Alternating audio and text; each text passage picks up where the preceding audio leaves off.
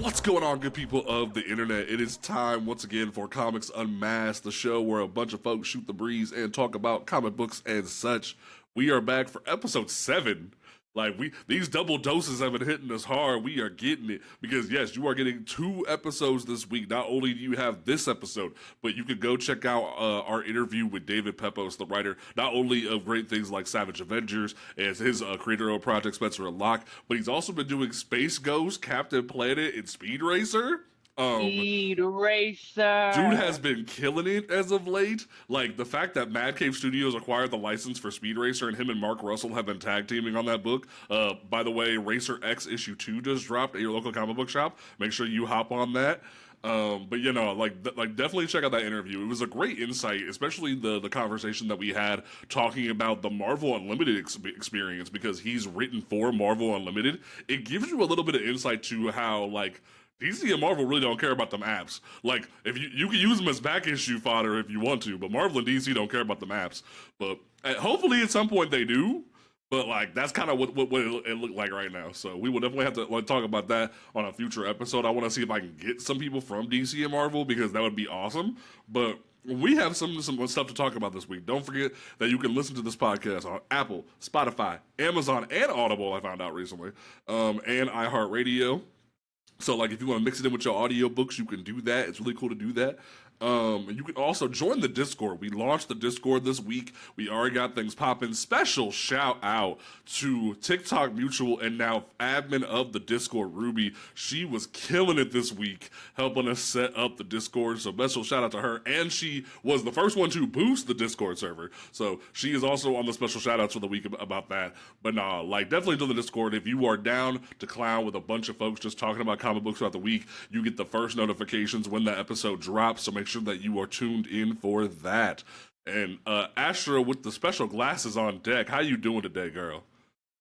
Hey, listen, it's been a week, but at the end of the day, opening up this Discord server and being like, "Ooh, I can just kind of say my craziest comic thoughts that I have right now," We has had to make her been her own channel where she just rants. That's how crazy this is. I will and admit it's I been love so waking fun. up and seeing it every morning, because you're about like 2 hours before me. I'll wake up and then there's just like a list of 50 things of like what went through And I've Astra's and mind I've that been night. started for hours. Crazy. But you know, I definitely love having you back. We missed you last week. Gotta get your opinions on some things because New York Comic Con just happened. Then we got the man who's been apparently upset with Google as an entity this week. B Rex, how you doing, fam? And he survived No King's Day. I'm very proud of him for that. Yes, Yep, sir. Yes, yep. I sir. went out to No Kings. I had a great time there. I went to work the next day. I found a raccoon in the basement, and then I said, F that. I am going to call Yeah, it's professionals and go home. yeah, it's been a wild weekend for you. Yeah, definitely a wild weekend. Wasn't expecting that. Honestly, the raccoon was more shocking, which was kind of surprising because everything I hear from No Kings is supposed to be crazy, but where I No, was, you very sent you peaceful, sent very really nice. cool protest pictures, like amazing, like inspiring, some goofy with their costumes, like really, really cool shit. And then the next day, B sends just like himself in like a hazmat suit. And he's like, "Okay, happy Sunday." And I'm like, "Right." Yep, this is what I do. This is what I do. I love it. All right, let's go ahead and dive into the insanity that was this week. It was kind of dry, but there were still some developments, especially in regards to one topic. We saw the development of more information that came out in regards to the Ultimate Universe ending. Because, yes, we got the announcement from New York Comic Con that after everything hits issue 24 and then Wolverine is hitting issue 12, the Ultimate Universe is going to be wrapping up again for the second time. And what I found very weird as the developments of the Ultimate Universe started to drop was we discovered from an article from Popverse that there was a discussion where straight up Jonathan Hickman didn't think this was going to end. He was told by the editor that, you know, we're just gonna be done. Like he thought, based off of his experience with different things like Fantastic Four and recently with the X-Men with the Krakoa nonsense, he thought it was just gonna keep going after he was done. And like he was told, no, we're just gonna end it. And the weird thing that was said by the editor where they said they're just going to start working on more ideas that have beginnings, middles, and ends. It felt very confusing because like the big talking point a lot of people said online in regards to this was it just started. It doesn't have really a beginning, middle, and end. How can you say that this is like a full story when it's only 24 issues and in Wolverine's case 12? It feels as if all of these stories just began, and it left a weird taste in a lot of people's mouth. And Dennis Camp said on Blue Sky and Twitter in a giant thread that no, a lot of them were just going to hop off their books. Like Peach Momoko was going to be done, Brian Edward Hill was going to be done, he was going to be done. The only book that was going to keep going was Ultimates, and there was even talks that there was going to be a launch of a couple different books. Like there was going to be potentially like a Guardians book, a Hawkeye book, but then they said no, we're just going to wrap it up, and it feels very weird. And like, my heart kind of breaks because we found out from Dennis Camp that Peach Momoko was doing like 20-hour days to write and draw this whole book, plus other variant covers for other books. And shout out Miss Peach. Shout out. Goat status. Like, holy shit. Has been, continues to be, but this now, I have a Peach Momoko work actually, as it's the Diana cover for Trial of the Amazons. So to know nonsense like that was going on, it's like another Dan Mora situation where it's just like my favorites currently in the industry and stuff like that, and to hear like the hours they're working and stuff like that because they're such big notable names. It's like, oh, their joy, their creation, their passion for creation. Like just the insanity. Yeah, it feels like one of those things to where it just shows like how the big two suck all the joy out of creation for these people, because like I would love for these people to continue on and do 100 issues if they gave them the opportunity to, but then they're like, no, we're gonna throw 100 issues, exactly, but they're gonna throw 100 issues worth of work onto one person for just 24 at the most if you're lucky, and call it a day at the end, you know, when you could actually give this person a time frame to actually, to backtrack what we were saying, give us a beginning, a middle, an end, because this universe just started. I just picked up some of the Miles Morales stuff, and I'm just getting started onto that. And just to know that it ends, like, as somebody new coming into this, thank you. It's going to be very easy to get caught up, but then it's going to be that show hole at the end. Once I finish this, where am I going to go for that little next bit of Marvel stuff? Because I'm still stepping into this universe, you know? Right. And like, what was crazy too, because there was a lot of people on Twitter that were like,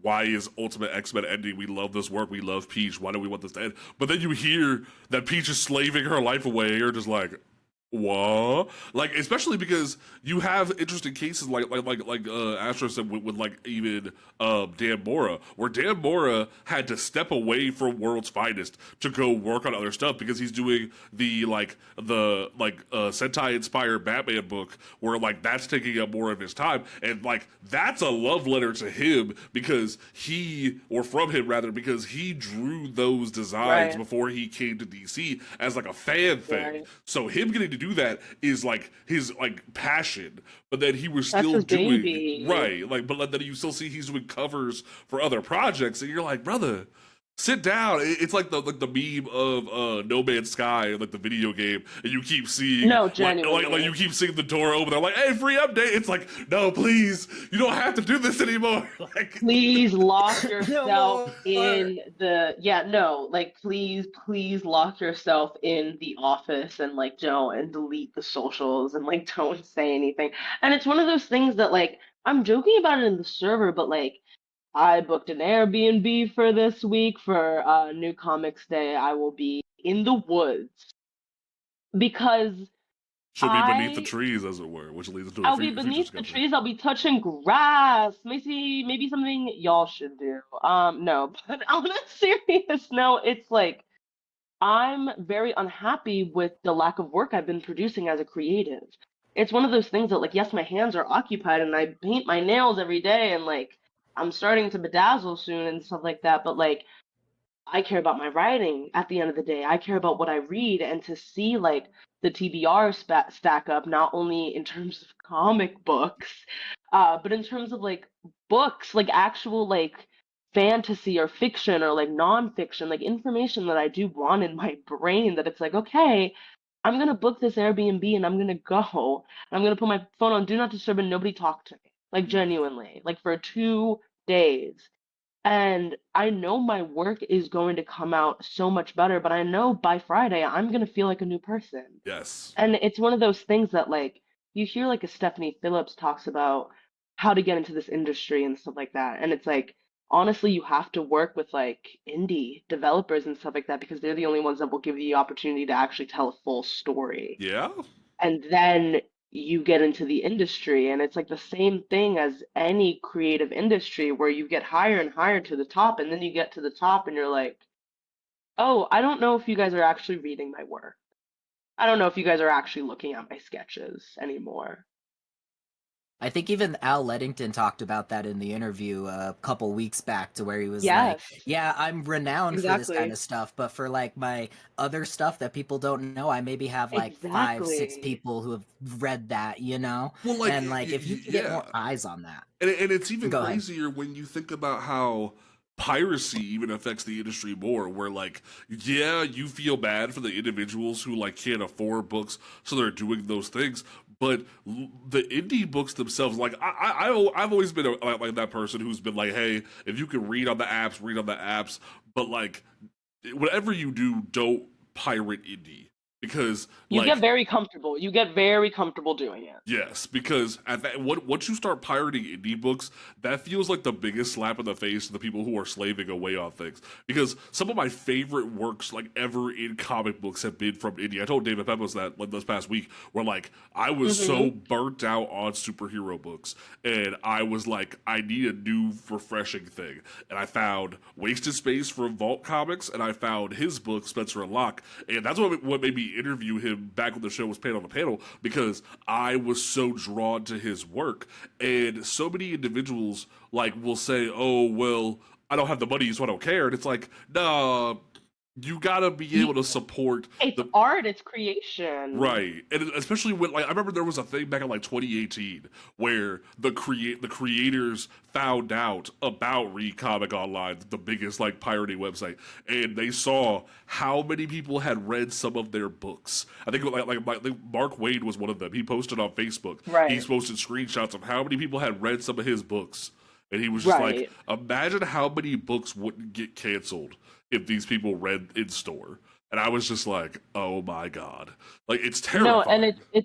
it's one of those things that like I had the same exact burnout that you are talking about, Jay, and it's one of those things that like what fixed it and what I need to do again to bring it back is I started reading Something is Killing the Children, but I pirated it. And when it because I had been seeing it since like I came to college and I was like I'm gonna read it and then I didn't.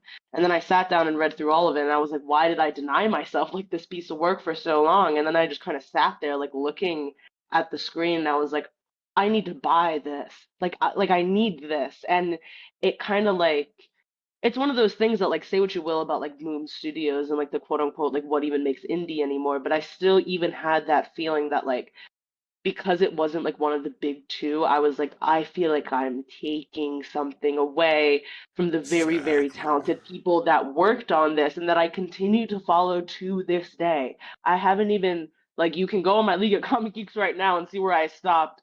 Something is killing the children. Like I haven't even kept up with it because I'm like, okay, like I need the omnibus. Like I need it in my hands, and then I will continue it because I don't even want the feeling of like I love this so much and I don't have money poured into it like I want to. And that's one of the things too, is to where like it's proven in a whole bunch of other marketing stuff, is that if you are able to put this stuff out there in more of an easier way for consumers to take in, they will pay for this stuff because of the guilt Hmm. that they for certain things, you know? But it's just the issue that we're at nowadays, to where if you're not making a bottom dollar on something, they don't really want to promote it, versus give us a draft or the first page or a couple pages of a comic book in like a different issue of some kind, like Marvel and DC does, and you'll get more people that might get hooked onto that a little bit quicker. Well, That might exactly. be picking things up a little bit, you know? I can even argue that I started reading Something's Killing the Children because it was so popular. And every single time I walked into the comic shop for the past 4 or 5 years, it's front facing and display and stuff like that. So it's finally like cracked after a while. And it's like, okay, well, fuck, like I'll read it. But it's also one of those things that like, it's very eye catching and I wanted to read it for so Yes. long. And it is as amazing as everybody says, but I Wait till wonder you how read many. the Slaughter books. Your brain's gonna I'm crash. so excited. I'm gonna no, my brain I'm gonna start crying. My brain's gonna say impact. Especially I'm when just you gonna read start the first volume of House of Slaughter crying. and you read Right. that Right. like intimate story about how the people who be hunting these monsters, like you wonder how they got started doing this, and you're just like, this is terrifying. So Erica Slaughter is everything that I want Diana to be. Erica Slaughter is everything that I That's a wish take. Wonder Woman was. It's not a take. That's It's not a take. no, but It's like lukewarm. that actually makes me wonder, like a titty-and written Wonder Woman now. Like, holy shit, could you imagine? Astro's just like The yelling stove. into the I'm putting void. my hand on the stove. I'm putting my hand on the stove, and like I don't feel anything. Support indie. It There's was so so much good stuff you're walking by, and you don't even realize. exactly. So like the next thing, I totally forgot this was happening. This is more for me and B-Rex than it is Astro. But Marvel Okay. Rivals is getting a PVE mode where it's basically just Ooh, like it's basically wait, just. that's for Astro. Oh, is it now? You play Rivals now? Are you in? Only if we get a PVE in there. Yeah, it's basically just gonna be like COD zombies, but they're making it Marvel zombies, and it's just gonna be Wait, yeah. I love COD Zombies. It's literally gonna be like you play as Blade, Punisher, Jeff, Thor, and Magic, and you just Wait, like that's silly. and you just mowed out zombies, and then, like if you mow it out enough zombies, you get to fight like zombie Wanda at the end. But like because it's themed after the Marvel, Okay. it's themed after the Marvel Zombies like Disney Plus show, and it's gonna be like just like they Oh, collaborated. that's cool. They You collaborated know, with I'm down with Marvel that. I'm okay Animation to with do this. it. It's gonna- I'm down with this. I it's gonna- like the sound of that. It Yeah. kind of gave me the vibes of Exo Primal. Do you know that game at all? Yes. Yeah, so it gives me that vibe of Exo Primal, and it made me so disappointed that like the developers kind of just dropped that game after a little bit, because that was the first game my It's 'cause no girlfriend one and I bought played it. together. I know, What it was can you so do? sad. I What ended can up you playing it on do? like I didn't even know about it. My girlfriend was like, "Hey, download this game. We'll play it." We played it for like 2 weeks, but still, best memories I have of like playing with my girlfriend Oh, at that time was on Exo Primal. So gives me that same vibe. I might be able to get her to pick up cute. Rivals again now. Oh, No, you're saying this and you sound just like Caleb in the other room watching the Giants game. Like it's one of those things that I love PvE, like, and it's one of those things that like that's how I warm up to a game kind of is when I'm able to like open it and look at it myself and play by myself. And then feel yeah. comfortable enough to be like, okay, let's turn on comms. And then I Yep. can do all the crazy it like when I like my best is like in Astro lore dump. I was a X-rank Splatoon player. I was so good at Splatoon. I was stupid good at Splatoon. But it's because I dropped so many hours in PvE that like if you look at the stats between me actually playing ranked and me playing the game like of Splatoon, like it's not equal at all. But I got so comfortable that I'm like, okay, let's join the servers.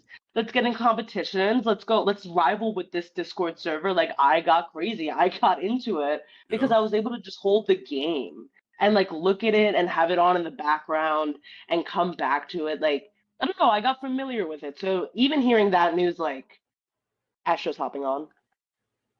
All right. So you know, like I genuinely will say that it makes me like fun, especially from a gamer side, when you realize that Overwatch failed to create a PvE mode, and the biggest competition comes out like, here you go, we did this in like half a year. It's just like, what? Now you kind of worry about like the crunch of these Chinese developers, but it's like damn, y'all work ethic is crazy. Like, this is kind of insane. So definitely hyped about that. That like in terms of Marvel news, there really wasn't a whole lot this week. There was some drama about the grifters, like getting mad about Yaya Plague's Wonder Man. But as we said on the last episode, show me one Wonder Man fan, and I'll show you $1 million. Like, who cares? Like genuinely, the idea of you trying to be mad about a race change in the 2025 when it comes to Wonder Man, like y'all motherfuckers don't give a shit about Wonder Man. Who cares?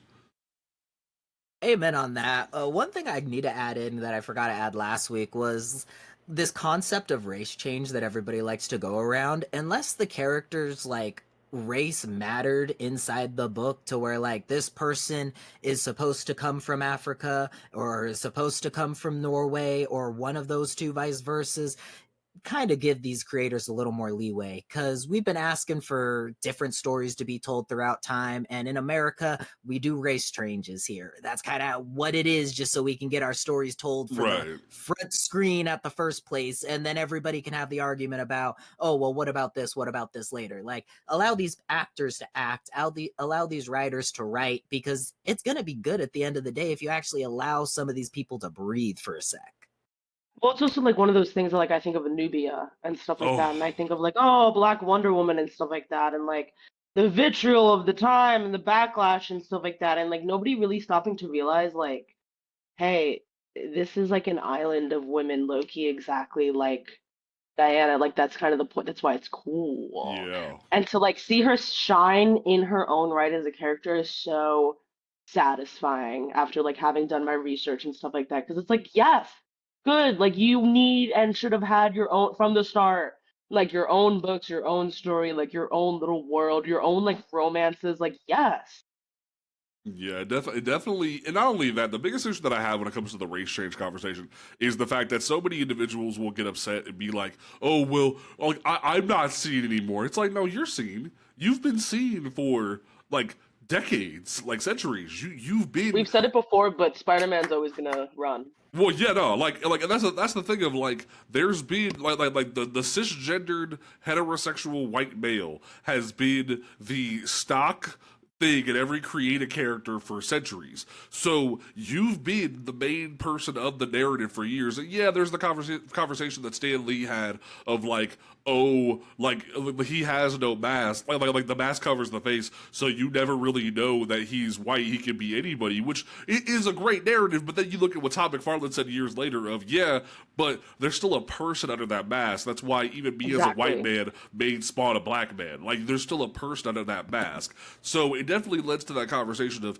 like when the default is you for so many centuries, so many decades in popular media, there's gonna be a change at some point, whether you like it or not. And it's not a bad thing. We're not saying that like you can't have representation. You've just had representation for so long, and the minute you don't have enough of what you're used to, you're upset about it, and that you need to stop that. You need to be happy that other people are getting what they want and enjoy what you've had for so many years. Exactly. Also, love and respect. Stan Lee was pretty old when he said that quote. He's thinking of like kids dressing up for Halloween, guys. Yeah, because he didn't care back when it was coming out. He just made it because it was like he was trying to put a better spin on it. Yeah, he's thinking about like, yeah, of course, have your variants and have them in all sizes, because like any kid should feel happy to be wearing a Spider-Man costume. Exactly. Yep. And that's the other thing, to jump right back onto the same point. The representation is not being taken away from you. The pool is just being diluted with more representation that you are not able to see yourself in. If you're not able to see yourself within a character, it's a great point to be able to just take a step back and watch that character, because maybe that character wasn't meant for you, but you can still take something away from that character through a journey that you may have never not had to experience, but you'll still be able to see something from that experience one day. Well, and also understand, I've talked about Full House before, sometimes and all the time, little minority kids have grown up seeing white people to teach them their values and stuff like that. And you know what I did? I pretended like Uncle Jesse was my uncle. Well, exactly. And that's the thing too. That's the thing too, where it's like we've kind of accepted, because the white people were the norm for so long, that that's all we could get, so we imprinted on them. That's why you see so many new narratives. Like, go back to Damora. You see culture being done with a whole like Sentai inspired Batman. So So that's the thing though, where you see like current folks doing their own like takes on things with new things. And I'm sitting there looking at how people are getting upset about different changes and different takes on different things, and I'm wondering to myself, shouldn't you be happy that there's new stories? Wouldn't you be excited more to to? read. Well, like, shouldn't you be excited that there's different takes and different things to look at? Because one thing that me and Al Letson talked about on the podcast like 2 weeks ago was a big issue that affects different marginalized group stories is, for some reason, white people don't want to read our content because they feel as if they can't imprint on it themselves. They don't find the joy in reading a different experience. They don't find the joy of learning about something different. They're just like, nah, that's black, I don't want to read it. Oh, that's a woman, I don't want to read it. And it's like, what about the tons of people that just joined the Discord to self-promote again, that are like getting excited about the Wonder Woman content? The fact that I sat on a live on TikTok the other day just talking about Wonder Woman and recommending Wonder Woman books to people. Like, there are people that are just dudes who love different things that don't just want to goon off of shit. Like, they want to be hyped about stuff and have a good experience. They don't want to just be like, oh, this is a poor thing for them to do, I'm gonna go read something else. No, everybody else has just been reading the white shit for so long. They just are happy they're also getting stuff now, and maybe you should read some of that and actually get a new experience, a new look. Like, say what you will about the IGN dude who said the swagger of a young black teen. At least he played the Miles Morales game, unlike the rest of y'all. Maybe like, yeah, it was for his job, but at least he played it and got a new experience. Still, he gave a good review. Right. Man. Like did he say some like out of pocket stuff? It's like that meme of Sam Wilson. He's out of line, but he's right. Like at least you could say he did it. So maybe you should let's laugh about it in the future, but like look back fondly. Right. Like, it's one of those things where you still get an experience even if it's not your experience. It's okay to live somebody else's experience. Like, I was watching like freaking DL Huey be interviewed about his take on the whole Bad Bunny situation, and he was like, "Y'all eat Mexican food, right?" So exactly. But like you can indulge in the culture, right? Why don't you keep indulging in the culture? Why don't you keep indulging in other people's culture? If like don't just look at it from afar and be like, oh, I don't want to indulge in that. Why don't you keep indulging in the culture? And that's the Latina talk about Bad Bunny. Yeah, that's a different podcast. That's a different podcast. But no, go ahead, B-Rex. No, that's all I was gonna say. Is that's the great thing we have about this is like this podcast. An example, you got three people from similar backgrounds, but we're from three different demographics across the United States. To where we're going to have different experiences on a different day. We're going to have different people that we have talks with, but at the same time, this country is so big that we can indulge in other people's stuff that's going on without making it seem too cringy. Because I like all their food. I started listening to Bad Bunny because of this controversy, and now I'm swaying my hips down the walkways everywhere I'm going, and I'm like, I might have a little Latina in me now. I learned about him because of WWE. Like, my man is just a banger. But no, it's just, it goes to that discussion of maybe open your eyes to a different perspective on things, and that's okay. But it's like the Taylor Swift of it all. And let me get on the horse, let me ride it. It's one of those things that's like, is Taylor Swift a Nazi? I don't know. Do I think she's kind of ignorant? A little bit. And really dumb. Yeah. And has people that have constantly propped her up for her entire life.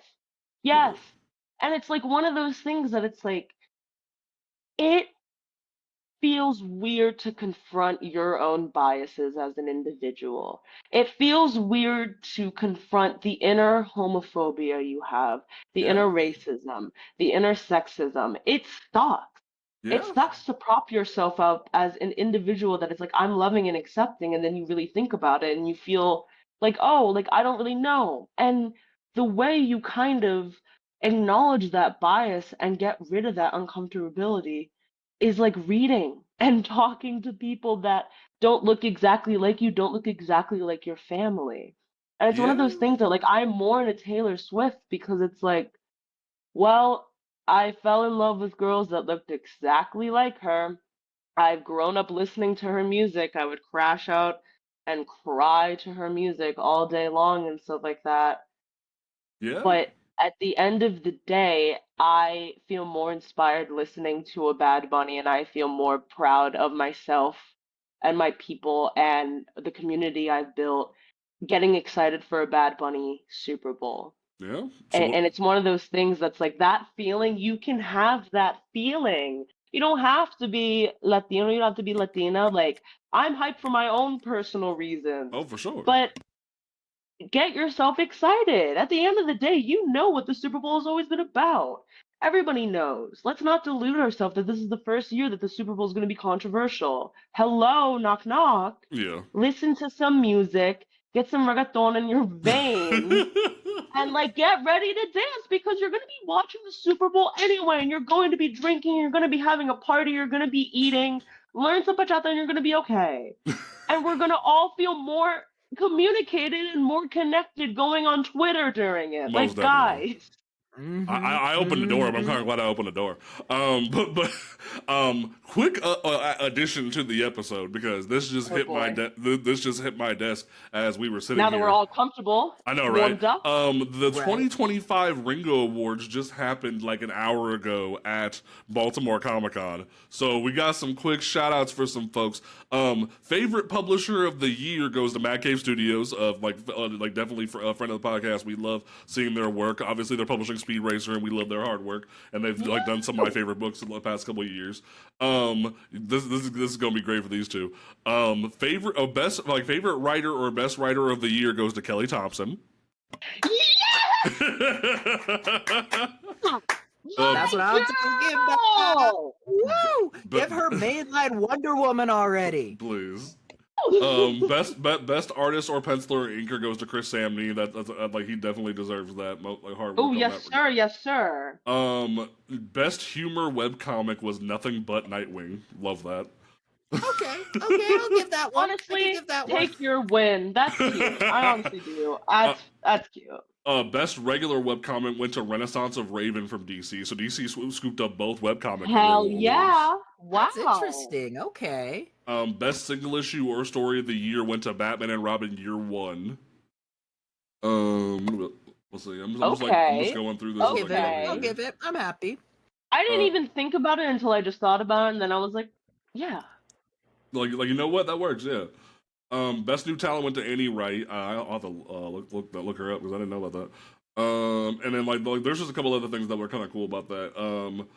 Brogan Fidelity Award went to Mike McCone. That's kind of cool.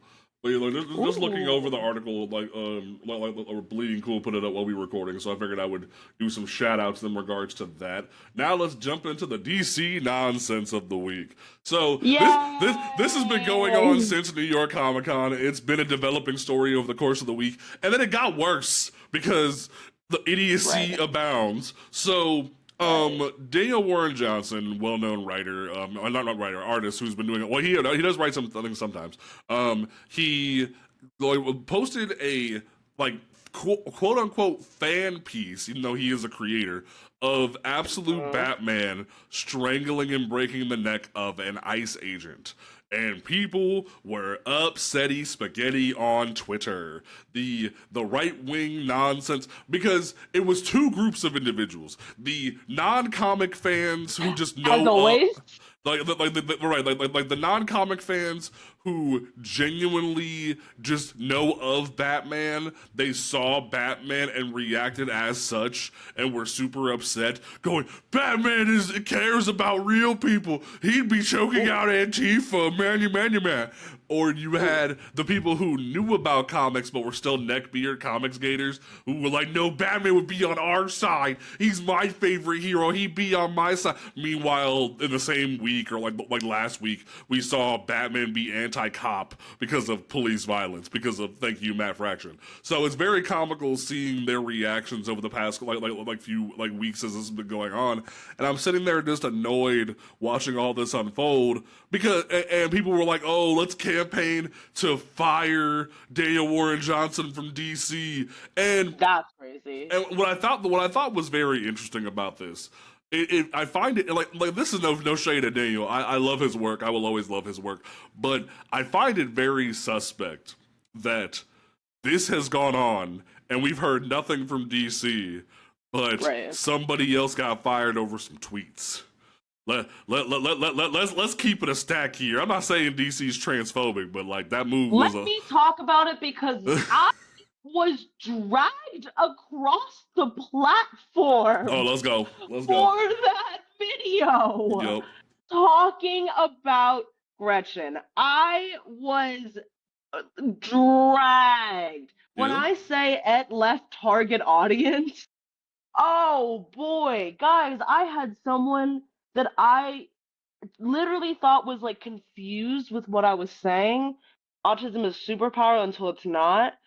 And I literally requested to follow him, and I was like, hey, like, do you want to like talk about this and stuff like that? Like, I respect that you serve and stuff like that. Like, I just want to like have a conversation. He was like, no, your hypocrisy is going to be public for everybody. And I was like, I don't. What comic books do you read? Who are you? And to see this and to like the vitriol. And it's because obviously I didn't make a video on it, but it's also like one of those things that like me looking through Twitter and stuff like that, like I feel like we didn't have this crazy of an energy a few weeks ago. That's what I'm saying. Like genuinely, it feels very odd that we like you saw all these individuals being so feral about this, but like nobody was this feral about Gretchen. DC was the one who pulled the trigger, and then the backlash / conversation started after DC pulled the trigger, and you had the like. And it was so interesting too because in that regard, you saw the Red Hood fans just happy the person who had never read a Red Hood book off the book, but then you saw the transphobes coming out in force, be like, "Good, get her out of here!" And I'm like, "What the?" No, like I got so confused. Like I couldn't tell who was a Red Hood fan and who was just like a person that watched Saturday morning cartoons. Right. Like I got lost in my own comment section. It was so bizarre. Yep, the whole premise of it too, because like the picture I missed until we like linked it right before we were coming into the chat here, and I find that more disturbing than what somebody would have just written on words as just a normal everyday audience person, as someone who just walks around on the street. I feel the emotion in this. Exactly, I see more hate out of that picture than I do for something that's more I'm pointing a finger at the government. This is I'm pointing a finger at everyday people that live in next to me. That's kind of what I see that picture as. So I see that as a more threatening thing than, I'm sorry, somebody who didn't feel bad about Charlie Kirk's death. Right. That's what it came down to at the end. And it's very interesting, too, because we have Daniel Warren Johnson's annual for Absolute Batman coming up, where it almost looks like Bruce is squaring off against the KKK, axe in hand. Right. Which we don't even know who those individuals are, but the imagery still stands, whether you like it or not. We haven't even read the annual yet, so we don't even know what that take is going to be. But it still stands to reason that if you read Absolute Batman, Bruce gives no fucks. He wants to tear down the establishment. He doesn't give a crap. He has no money. He is going to do whatever Buff Batman wants to do. So it definitely speaks to the people who don't even read a Batman comic book and want to say whatever the fuck they want. But then you had the person who actually should know a modicum of a thing about Batman coming into the picture. We can talk about Gretchen all day long. Right. Like, I don't support what Gretchen has said or done. I don't support the crazy tyrants she likes to go on Twitter. I do think they are unprofessional, and I do think that, yeah, maybe DC should have been a little bit tighter when it comes to, like, that end. Like, I understand why things happened the way that they happened. But what Jay is about to describe right here, I'm so tired. Like genuinely that meme from Spider-Verse of like freaking Chris Pine just going, I am so tired. Like that is me to a T, like on a daily basis looking at things. Because you have one of the most famous comic book writers of all time coming into the picture and having somebody like commission something for him because Dixon's goofy ass happened to hop up Goofy. on the mic and Goofy. put out a fan art piece of his own, having Oh my Batman god. choke out Antifa agents. And here's the thing. It got worse once Chuck Dixon tried to defend himself in tweets where he said Antifa is fascist.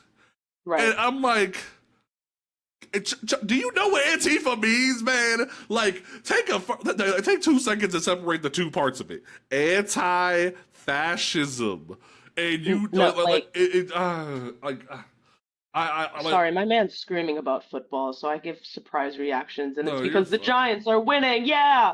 But it's like what I was going to say is that like my favorite astrologer got like pinned for being a part of Antifa because she lives in LA. So for a majority of her, here I am logging onto this app, and I'm like, oh my gosh, time for astrology knowledge. Yes, a student forever. And I see my baddie with this user isn't part of Antifa, and like to this day, I don't know if it was put. I don't use that app like that. I don't know if she put it on there as a joke. I don't know if it was put on there, but it repeatedly happened, so I think it was the app. And it's one of those things that's like, have we lost the plot? Right. Like I feel like we've effectively Exactly. lost the plot. Exactly. My It feels that astrologer? way. I had to have conversations with my coworkers talking about how Antifa is this organization that comes out, and it's something that kills me The boogeyman. Like because it's I've an been out of school idea. It's for not a even an little over 10 years organization. now. Exactly, it is an idea. It came back from history. All I had to do was go Google some stuff and be like, that's not what Antifa means. Antifa means something that goes against Mussolini's teachings when he started his fascist party. And no, no, we're now developing that into organized people that are coming in? I'm sorry, what? What? It makes you scratch your head, and I have to live in a world where Chuck Dixon has created two of my favorite characters of all time, and that's Ted Grant and Stephanie Brown. I have to live in that world. Like Like what? he's And also I created talked about Bane, Stephanie Brown today, Yep. guys. Yep. and it's just like Listen, I just yeah. and like you live in a world where he created Bane. You would think that Chuck Dixon would understand what suffering and things of that nature are for a young like person of color. You would think he would understand like being someone who's created one of the most like struggled and beat down characters of all time. Because if you read Bane, I have to keep giving Tom King credit because he understood Bane, unlike Chuck Dixon apparently, But yeah, where we live in where we live in a world where you would think he would understand his own creation, where Bane struggled, Bane went through addiction, Bane was abused by his father, by the individuals around him. But this man's over here like, oh, Antifa bad, brother. You don't even know what the you're talking about. no, it's one of those things that like I talked about Stephanie Brown today because I posted a TikTok where I dropped the truth nuke of like, the people that Bruce Wayne looks at in his family and like loves the most are like these Robins, these sons, Cassandra Cain, because they look exactly like him. Because Bruce Wayne is trying to recreate his childhood every single minute that he gets. And if he looks at somebody that looks exactly like him, maybe we can like erase time, change the past, whatever Bruce Wayne does. You've read a Batman comic. Yo. And so, like, talking about Stephanie Brown today, I even apologize for, like, oh, I'm sorry, guys. That one time I said 4 Robins and not 5. I should have acknowledged the Stephanie. Like, I should have said, like, that's my fault. Like, I didn't know, I really didn't know that Stephanie Brown had, like, writers like that. And I was, like, so fascinated and honestly so appreciative to see.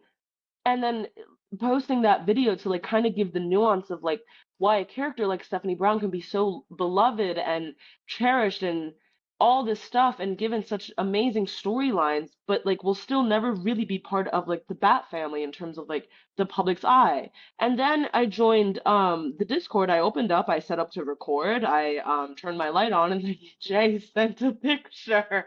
And I was like, well, okay. Have we lost the plot, kids? That's the I don't question think of we're the on day. the I don't think the book's open. Like that might be the title of the episode. Have we lost the plot? Because you have Marvel, who's doing decisions like not even wanting to carry on their own universe despite it being a success. You have comic book writers who should Wow. know the epitome of their own creations. Like it feels as if society as a whole has lost the plot, and it's insanity. But like I sit there and kind of just shake my head because genuinely someone said in response to Dixon's nonsense, they said kind of sad to see an author be fundamentally ignorant. Batman is anti-fascist, and Chuck Dixon said Antifa are fascists, and it's like what? Oh my God. Oh, I'm so tired.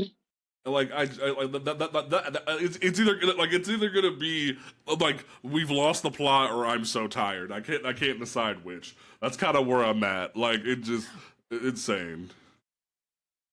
And in relation to in relation to the creation of Bane nonsense, Nightfall's getting its own 4-part movie series. Yay! I did see that. And I wasn't motivated as a DC fan. I wish I had more thrill and excitement for things when that comes out. But as the DC head, it just kind of felt like, thanks, I think I'm getting B-Rex, this.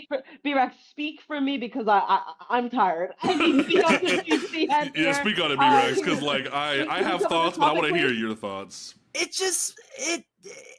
There's so many other things DC could be doing. DC has been talked about like, oh, their animation projects have been so good during this lackluster of the MCU rise and stuff like that. I've always been able to talk about and be like, DC's been doing this with their animated stuff. At least DC's been giving you these stories from their animated stuff, adapting some really good stories.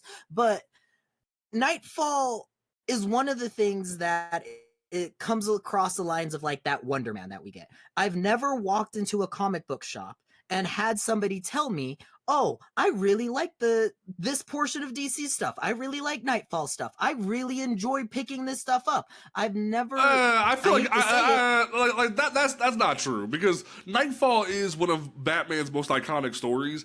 It's just not something we need right now.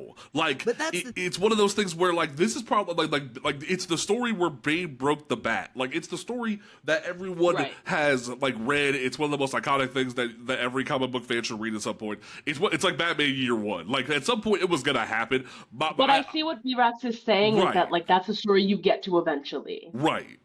Exactly. To where I feel like at this point in time, it feels like I've gotten all of those stories. I am waiting for DC's animation stuff to actually progress something here because I keep getting the same, oh, this story here, this story here. With Nightfall, swear I've seen an animated series to where we've seen Bane break Bat's back.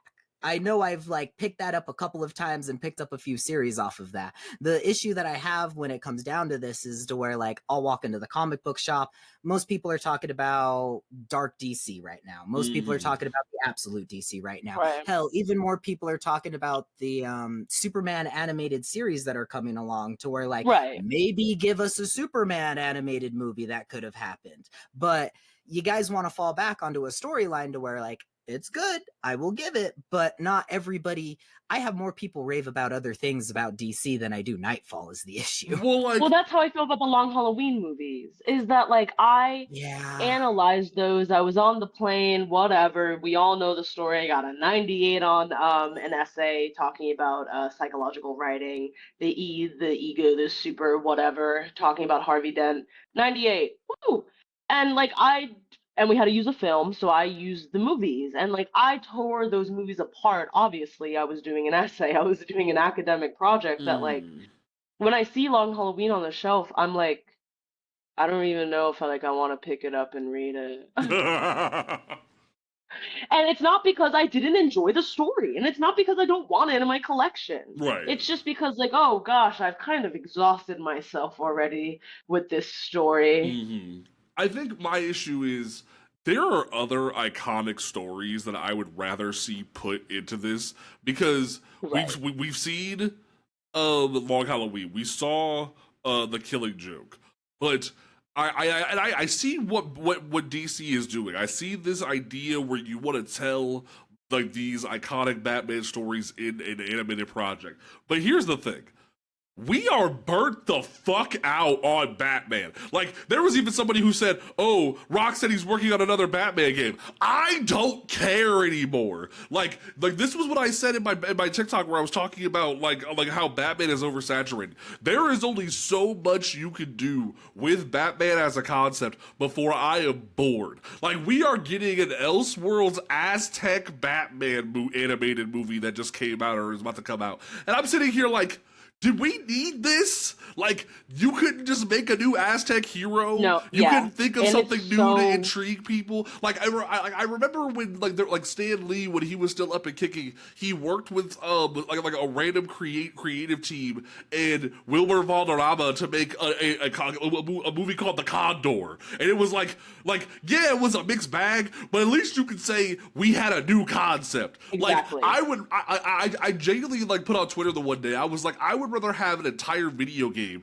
themed around Detective Chimp before I'd rather do another Batman project. Like, Yo, that's I would where set it up. Yes. Like, I would Yes. Well, and it's also one of those things that it's like, I understand the hype of the public, but like, me and the man dragged a friend to a comic convention.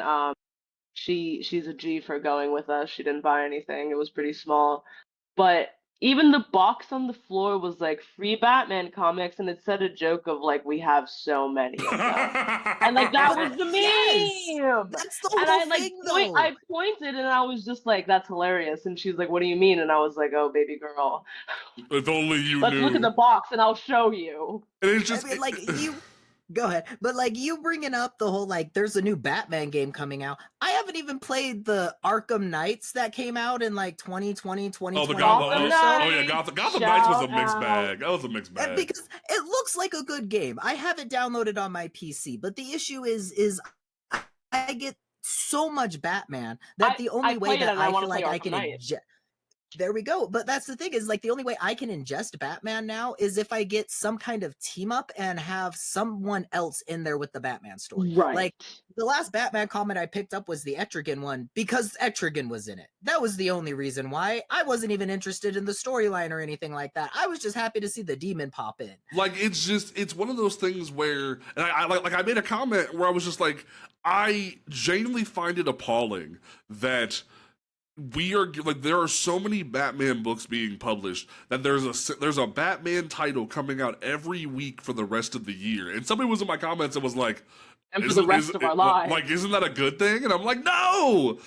Like, shout out to Scott Snyder, the king of Batman, as it is, like heading an entire initiative at DC to give other Shout out. like to other characters highlight. Granted, I wonder whether it's a black character, but regardless, at least he's saying that he's out here doing minor characters justice. Because, dear God, am I tired of Batman? Like, it's like. Saying you're tired of Batman is like saying you're tired of drinking water at this point. It's Exactly. It's just exhausting. And it's like one of those things that I can do the analysis forever, and it's also like one of those things that I'm at with my TikTok that it's like, I know so well this character because I love and I'm obsessed with this character, and I know so well that like talking about Batman is kind of really easy to get new eyes on my channel and the way that I analyze in a way that has not been happening to me in the growth of my channel when I was making Wonder Woman content. Yeah. Starting in March. It's insane because like I made the joke the one day where it just feels like I've read so much Batman that nothing Batman interests me unless it's his kids. Like, genuinely, I am so sick of the same 5 Batman stories. Like hats off to Matt Fraction. But like, oh yeah, but like another threat that just happens to be underneath Gotham this entire time. Really, like I I'm tired. That's the title of the episode. The We're Court of tired. Owls is iconic. Everyone should reread it after listening to this podcast. Right, It's like really make sure you go good. read Court of Owls. But that's why I say that like Scott Snyder is the king of Batman at this point. But like it's one of those things where you genuinely just sit there in confusion, wondering what's going on. And like, will we watch it? Yes. Will we analyze it? Yes. But damn if we're not tired. Oh, you know us. You know us. Comic fans love to bitch and moan. Let us have our moment. This shit is I will be weekly. watching it day one, and then I will sit there and argue about everything that happened in it because I will be so furious that I got it. And it's just one of those Rex things. is sipping just like He's just sipping the sake, watch like, it, bro, but this is what we doing. ooh. It's I'm preemptively mad. like we're burnt out on Batman when we were happy to see this man eat dirt twice in DCKO. Like the first one, like the first one was like a future thing, like this is what's going to happen. Then in the fighting, it was like now he's just dead, and I'm like, yes, I know he has a tie-in, but yes, I'm here for it. Put him in the dirt. I have a Batman tramp stamp. And I cheered. I said, this shit's hilarious. Because do you know how mad I would have been if Bruce would have been the one to win DCKO and be like, I'll rebuild the universe? People would have been at the headquarters. It would have been so. I was fearful of that. I was fearful of that because I know we've got like the Year of the Bat recently. They're still pushing Batman constantly on the DC app right now. So I was fearful that it was going to be that like ex machina of we need Batman to be our number one person so that way we can sell more comics. Like I was ready for that. Just to see him to get taken out is still a blessing. I'm still just so happy. I think about that. That panel is now stuck in my brain. Seeing him shot was just so satisfying. Because you know another Batman artist that was another Batman writer that wasn't Snyder or Williamson would have been like, no, I won't touch Bruce like that. That'll never happen. Nah, Snyder's like, I've done enough with Batman. I don't give a fuck. This is kind of funny. Like Snyder straight up is like, I've taken Batman to the end of the universe before with it, like me and Capullo's last story. I've done so much with this character that I do not give a fuck, and I'm like, bravo. And it's what Astro says all the time, that I love the Batman who laughs. And I think the oversaturation of the Batman identity absolutely killed anything cool we could have had with that character. Why am I reading the Fortnite crossover and there he is? Why? It's insane. But speaking of DCKO, Astro, what did you think about the first issue? So as a woman in this industry, it's really interesting to like wake up every day and then look at my phone and then look at the DMs from people that cherish me and respect me and hold me dear, and they're like, hey, guess what the DCKO first issue did? Hey, guess what the lineup is? And I go, thanks guys. I respect you for giving me this information and I appreciate it. And then I have to close my phone and then just like lay outside for a really long time. Is like someone brought it up in my live stream yesterday where they said 8 out of the 11 women in the bracket are already gone. Like, let's talk about this bracket for a second, because like now that I'm so tired. Like when you look at the first like bracket that because we basically found out every winner because of the New York Comic Con pictures they showed. Right. So. And granted, some of these are logical. Like, if you sit me down and have a conversation, I will tell you some of these are logical. Like, the first two, Superman versus Giganta. Giganta's gonna take a dirt nap. Let's keep it a stack. We can be honest with ourselves.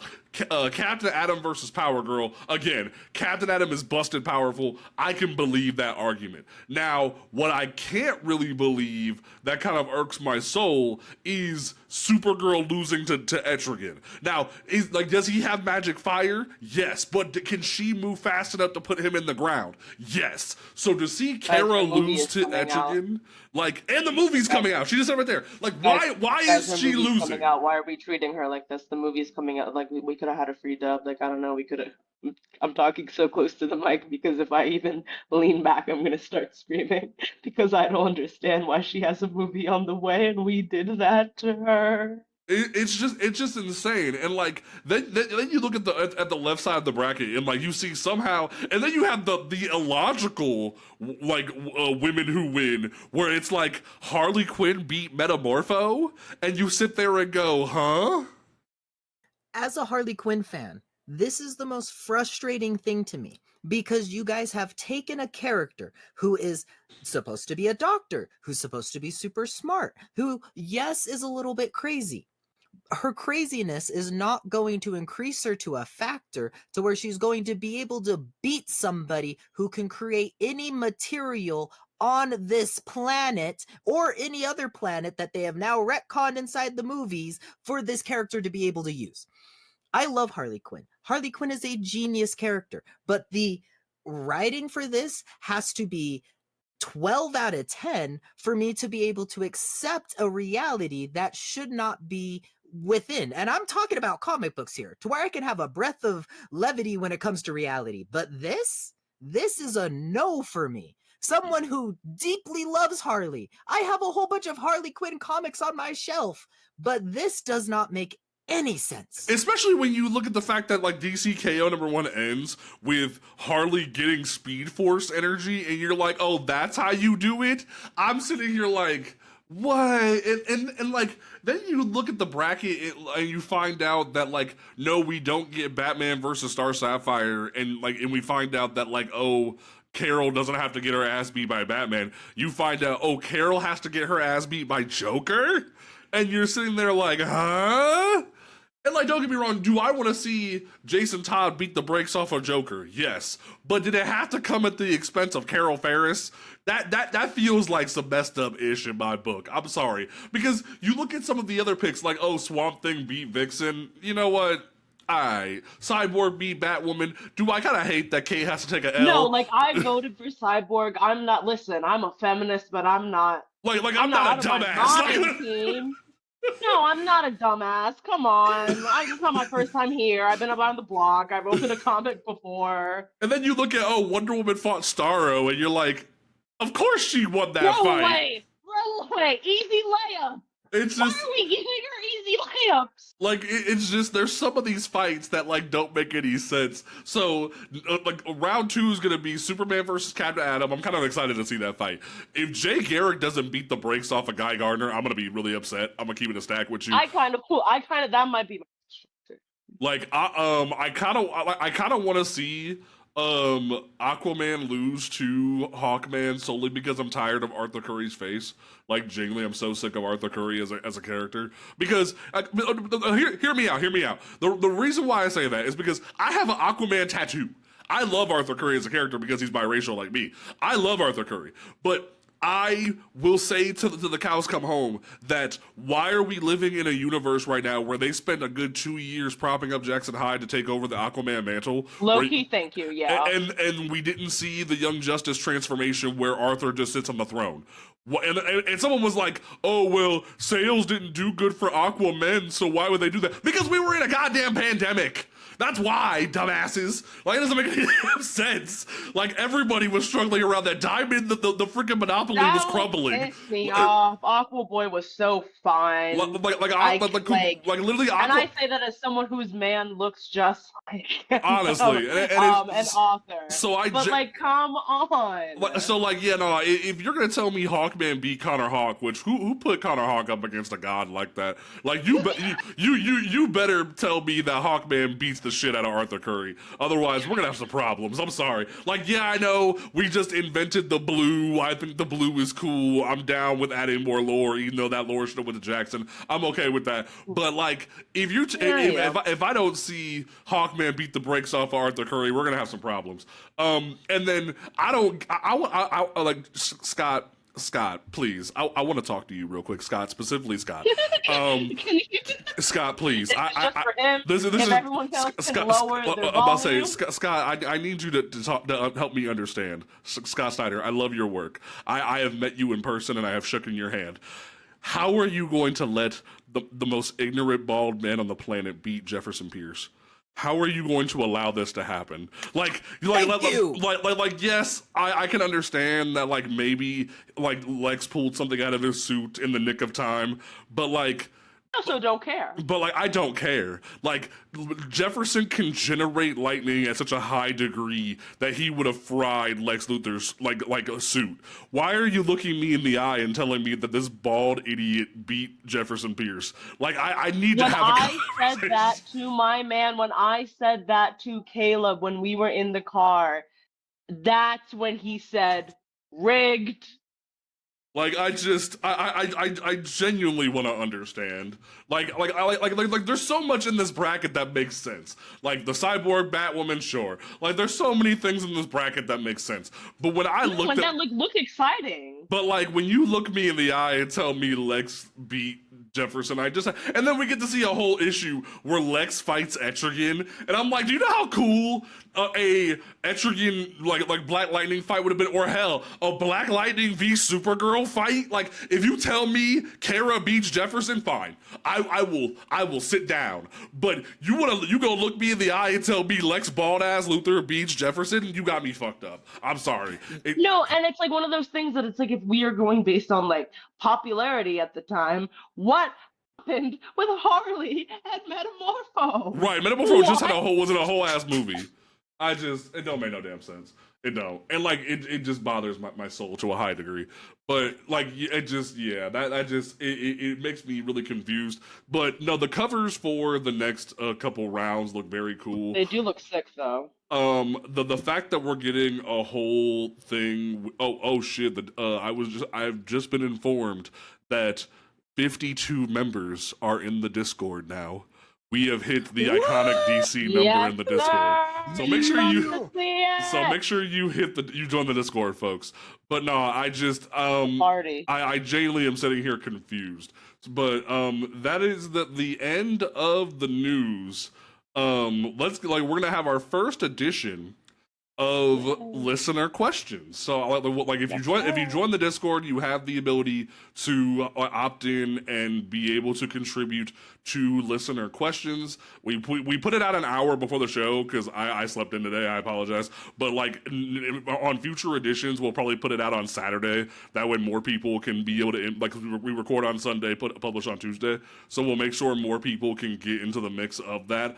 But for our first episode, and what's really good also on that note is that like, we have really cool like general questions, like personal questions, like to the hosts and stuff like that. Yes. So whatever we don't cover today, we will remember and log, and we will get to next time. So most definitely, it's one of those things that like, if you have anything to say to any of us, everyone gave very general questions to hear all of our opinions, which is very sweet and nice.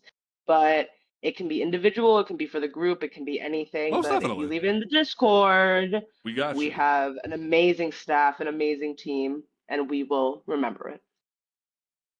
I couldn't have said it better myself. So White Wolf asked, like, for us, what was the first comic book / character that really hooked you any specific run? Can I answer because it's my boyfriend first? Can I answer because it's my man? Yeah, sure, go for it. Just because he was like, I'm going to give you a layup question. So I had 2 hours to think about this one. Go for it. Very cute.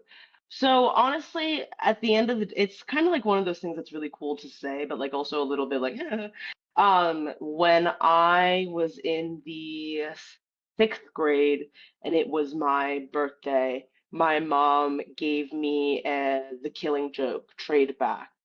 In the 6th grade, and that was like my first ever comic that was for me, because I had a Joker obsession, which later turned into a clown obsession. Autism is a beautiful thing. Of course. So I have such a memory of me and my friend, we were driving into the city and we were going to the like M&M factory and the sugar factory and stuff like that, like downtown, and her just giving me the book, and I just read it to like my middle school best friend right next to me, and she's so weirded out and like, I don't really know what's happening, and I'm just sitting there wide-eyed and entranced, like this is the best thing I've ever seen in my life. That's very fair. For me, the thing that got me, because I've told the story before about how I got into comics because of one of the most like jarring comic books of all time, Batman the Cult. Jim Starlin, if I ever meet you in person, we gonna have a conversation about you making an old black man look like a pimp when Batman's on drugs. But like genuinely, the comic that got me to start collecting for myself was there was a day after my dad had got me Black Lightning and Captain America and Falcon, because he was like, if you're gonna read comics, you're gonna have black characters in the forefront. So bless my father. Period. But like Period. like I had gone to the comic shop on my own after school one day, and the first comic that I ever started collecting at Rubber City Comics was Jeff Johns' Teen Titans, specifically because I bought the crossover Titans Young Justice graduation day, and just loved seeing all these characters interact with each other. And around the same time as I started buying Johns' Teen Titans, the Teen Titan TV show came out. So if you ever like wonder why I have a passion for these characters, it's because of Judd Winick, and I will always love Judd Winick for that. And that is why I will always be and you can tell, even though I will always have my favorite kids because I love like Cassie, Barton, Tim, and Connor, I will always tell you progression needs to happen in comics. I'm not Jeff Johns. I'm not going to like pull my own toys out of the closet and try to bring them back to life. That's why I'm the president of the Hal Jordan Hate Club.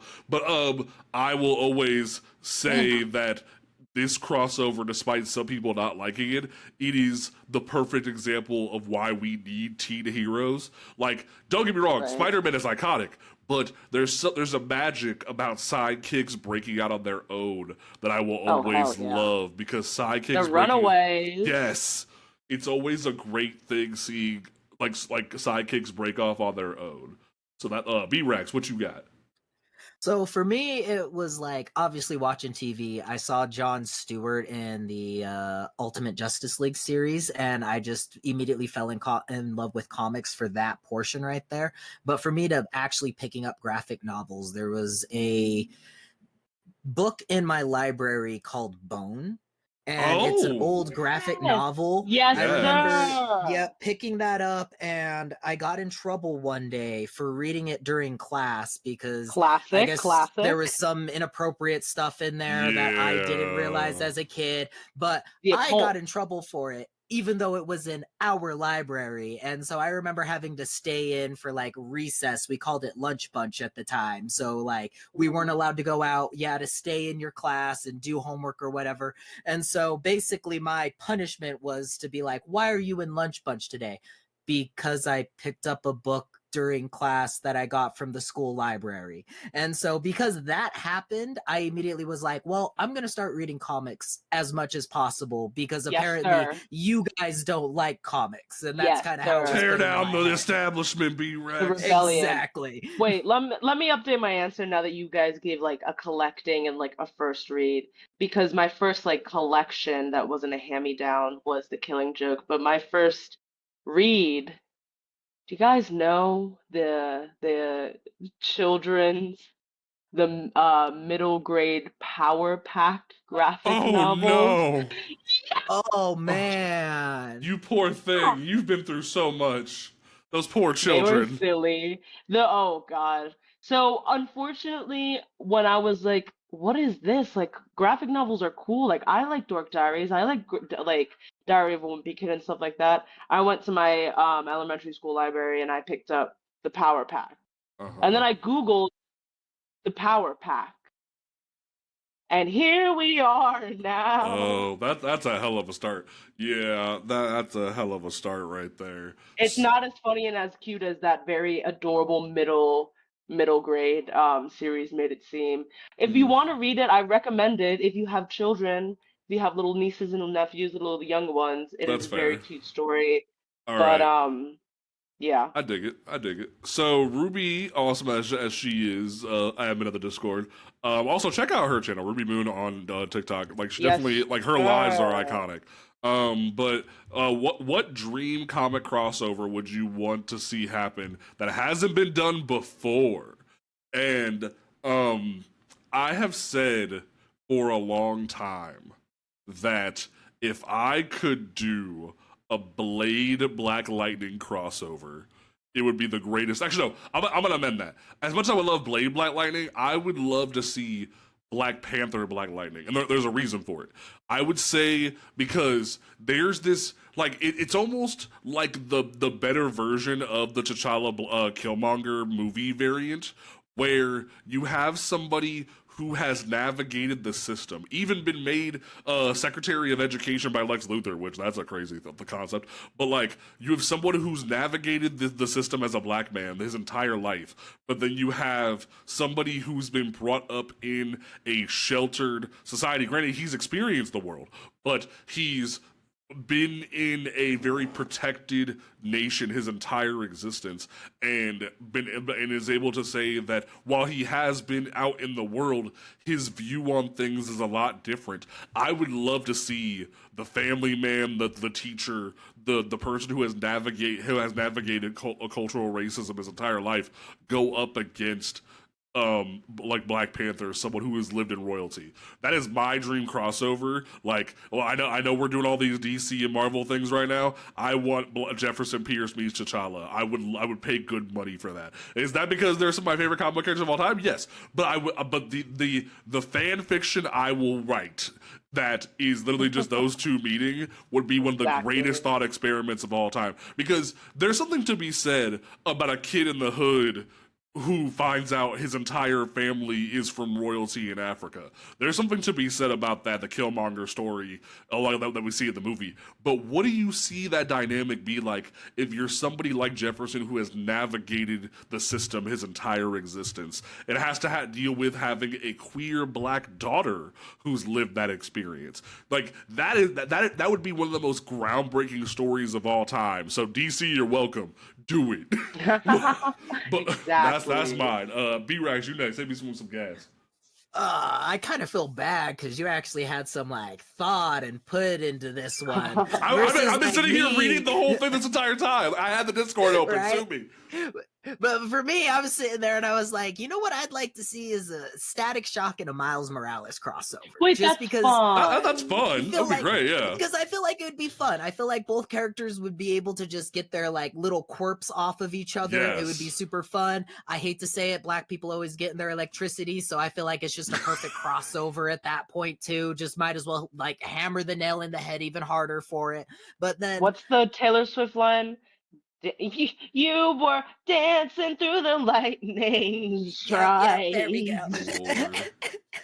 But yeah, that's just kind of the first one that popped into my head with that, because it just kind of felt like it's the bread and butter of two great characters that you could throw together. It would be a great one shot like you got with like a Batman Deadpool kind of thing going on. They would work off of each other super well. And so that was my first like initial instinct. But then my next one is I always wanted to kind of see like a Wolverine and oh my god, I am spacing on that character's name right now.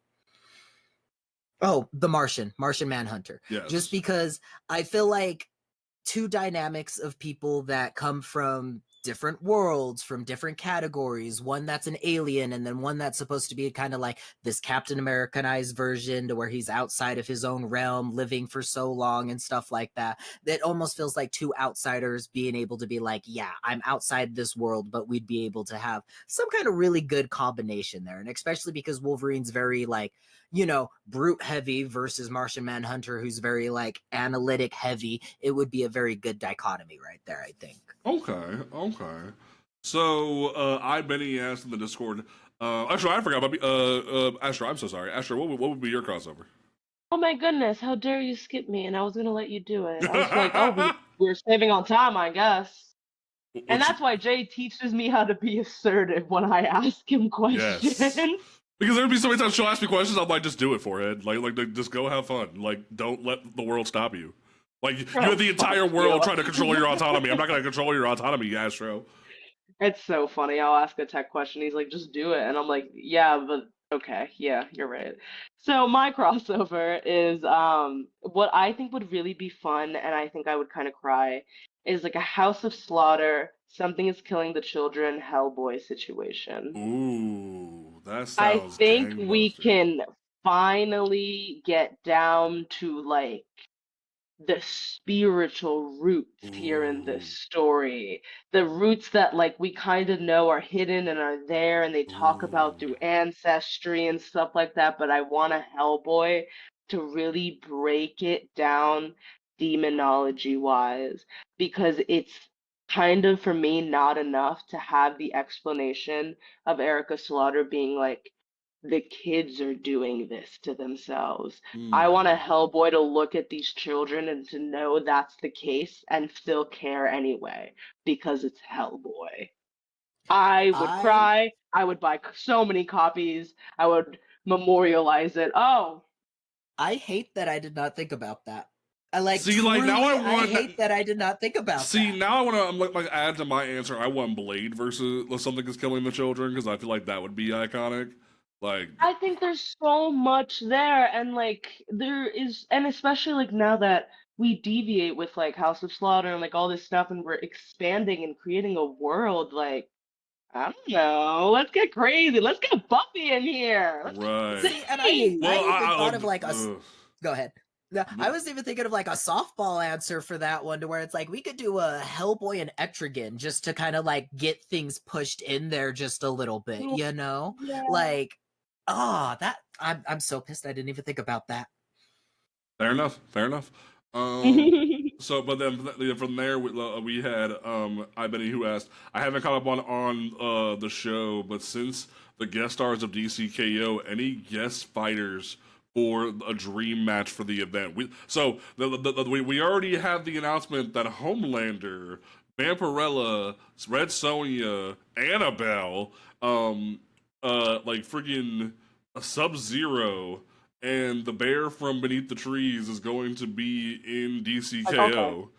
DCKO. What is a character from a different franchise that you want to be as a guest fighter in DCKO? Um, when I first read this, I immediately said Spawn, but then I was like, Spawn would just break everything, so that doesn't make any sense. And Tom McFarlane would go out of his way to make sure he broke everything. I want to amend my original thought, and I genuinely would love the idea. Like bear with me here. They're like, this is gonna seem kind of out of nowhere, but I would love to see Ben 10 walk in the door because there's so many people that Jay, want. I could start crying. I'm going to book a flight and I'm going to give you a bottle and we're gonna have a long hug, Jay. Because like there's so many individuals that swear up and down that like, oh, Alien X is busted and shit like that. It's like, what if Benjamin Kirby Tennyson got some Kryptonian DNA? What if we had that conversation? Like that's what Yes. I want to Here. have. Let's get the plumbers in See, here.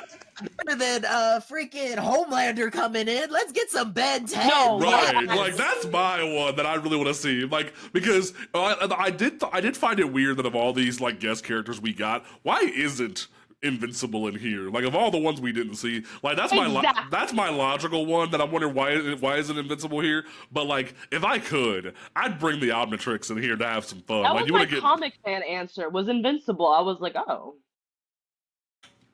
But no, for my the real selfish one to be answer, what Spawn because Spawn would just break everything, but I can't have exactly. that.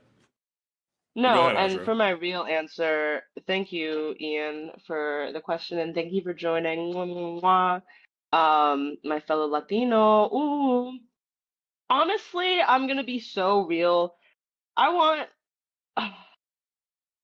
I was gonna say Hatsune Miku, and I was gonna be so serious That'd be so and great. so no, like I was gonna look you two in the eyes, my dear co-host, and be like, let's get Miku on board. Let's get it in But here. now that I'm thinking Sega, I think a Sonic the Hedgehog. If we're getting Speed Force Yes. out, I think Sonic the Hedgehog would be really cute. I think we already done the crossover. We Okay. already like it would be cute to come in and to have Sonic or a Shadow or like whoever you pick, even an Amy Rose. That's my personal throw. Ooh, layup. I Like did see it'd someone be wondering cool. why Like they Goku already wasn't know these here. I thought that was kind of characters. funny. Like some people were like, "Why isn't Goku here?" I was like, "Don't do that. That'd be really He's bad." busy. He's He's retired. He's he's farming. busy. Goodness me. He's already in Fortnite. What do you want from him? No, but like just it would be so cool to have like a Sonic the Hedgehog character already kind of know some Justice League members and be like, "What's good? What's going on here?" I think that like I close my eyes and it makes me laugh. Most definitely. B-Rex, what you got for this? Well, since you guys took the Sonic from me, because that was one of the first ones that I was going to throw in there, Sorry. I would like to see Stitch from Disney maybe thrown into that. I think that would be such a fun little throw. But I the didn't think first about a thing that Disney came character. in, yeah, well, Oh, honestly, the Comic Geek app, he threw the Stitch one in there, and I was like, that actually, I'm a Stitch fan. I might actually be interested in that comic, and I might actually be thinking of picking that one up here shortly. But have you guys heard of the Mushroom Murders? No. yes. So I got to meet the creator at my very first Comic-Con. I got to meet the writer for that Oh, one. I have a signed copy lucky, from his comic book, or for the lucky. graphic novel for that one. And I just like the idea of the cortisone disease coming in and infecting everybody, and then all of like these DC characters having to fight like this mushroom zombie version of each other or something like that. When that question came in, that was the first thing that kind of popped into my mind, because Marvel's been doing this whole zombie thing. DC likes to throw a few zombies and spirits things in there. I think it would be really interesting to have that, like, you know, Last of Us mix over with DC kind of feel, and kind of see how that might go. I fuck with that just because I feel like DC has not done something like plant matter like that you're like describing, where like we had our zombies, we had our vampires, we have like our fear, Just let like G. we have Willow like all Wilson these write it. She's events. writing Poison Ivy. Like, just let her Yes, cook. like and Exactly. now that Poison I Ivy, really think perfect line about in it, there. now that I really think about it, like when I think about like natural catastrophes, I just think of like No Man's Land and stuff like that. But I'm like, what if we got like real down to earth with it? Not to make a silly pun, but like I do like that idea. Okay. So, Soph asked in the Discord, what character are you dying to see get another solo run? Bonus if you have a writer or artist you'd want to see work on them.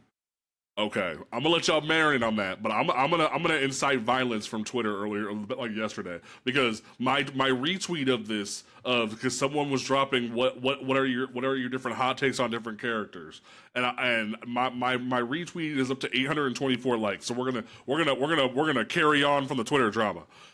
Well, Yeah. and I said, because someone said, "What are your cyborg hot takes?" And I said, I already see people retweeting this tweet and saying, "Let him go solo." Here's the thing: Cyborg has gotten the opportunity to go solo 3 times. It was there. We had the David F. Walker run during DCU, which was unfortunate because the New 52 sucked. Then you had the DC Rebirth run. You had the recent DC what was it? Not All In, but a Dawn of DC run. And all 3 of these books were written by very iconic writers. You had David F. Walker. You had Semper Jr., one of the producers from the '90s Spider-Man TV show, and then you had Morgan Hampton, who's writing the Green Lantern Corps book right now. And all of these writers, specifically, like the DC Rebirth run and the All In run, they have been, or Dawn of DC run, they've been trying to build a status quo, build unique villains for Victor Stone. They've been trying to do right by Cyborg and get and make light and make good with the fact that John's tried to put him on the Justice League.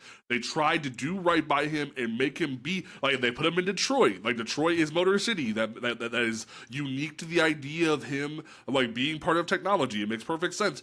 Like, they have him experience jazz in a new way because of him being black, but also being cybernetic, and have him have like appeal to his humanity. They do all these cool things, and they start to build a status quo for him. And someone was even like, what they need to do is have the Titans guest star every once in a while. They did do that, dumbass. You motherfuckers didn't read it. They did try Right. to give Cyborg these books. The problem is these Right. books keep getting canceled before they can get anywhere. They need to publicize it. They need to have Teen Titans slide in every once in a while. They need to do things. They even put Atlas from the Titans TV show into DC canon in the No, newest run, exactly. and had him square off against like they even made him look as goofy as he does in the comic books with his weird bulky ass Lego looking Mega Bloks ass, It was trying cool. to square up against Cyborg. It was cool, and shout out to Morgan Hampton for that. Like that was a really cool idea. But it's like you have all this uniqueness going on here, and you guys just aren't reading it. You want Cyborg to do shit, you're just not reading it. You need to. That's a crazy thing to say in your comments, Jay. Right, no, like It's true though. It's true though. That's the thing that kills me is I live in Utah. So when I heard that there were Cyborg solo runs, I sat there for a minute and I was like, this is just the man playing me at this point, because like there's no way am I ever going to hear about this stuff in Utah, because I want to read it, but for some reason we never get any kind of publicity of any kind Right. down in Utah unless it has to do with static. That is the only time I'm ever going to see a drop of, hey, Right. DC, we were putting on a solo run over here. I had to start talking to Jay over here before I even knew Mr. Terrific had his own comic. Yeah. Do you know how Exactly. insane that is? He Yeah. got his own movie, and then almost a year later, when the comic's already been out, that's when I find out about it. Well, I feel like I'm I need to pass my nerd card in. Well, the first issue dropped like right before the movie came out. That's why I even heard at different comic shops that's why not everyone bought the first issue. They didn't expect him to blow up, but it's like they didn't expect him to be up in Which is Superman like that. insane. Well, like Which is insane. Yeah, but it's like you have John Semper Jr., David F. Walker, you have Morgan Hampton, all these writers, and someone even tried to like retweet my thing and be like, "Oh, well, those runs sucked." Did you read them?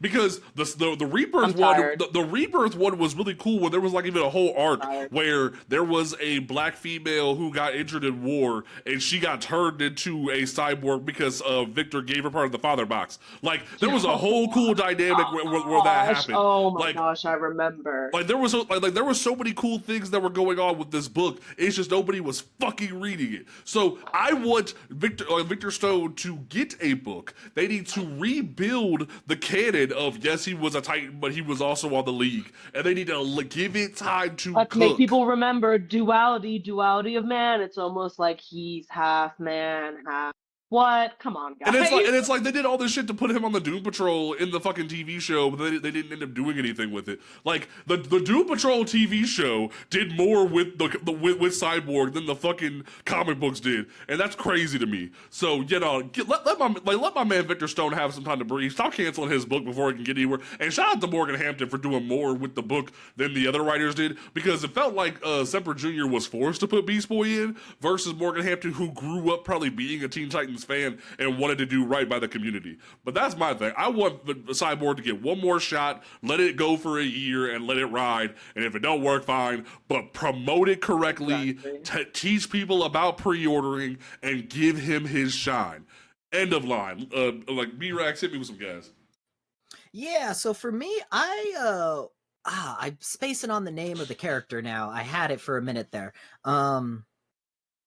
Stephanie Brown. There we go. I want to see more spoiler. I want to see more of that. But I want to see either Kelly Thompson.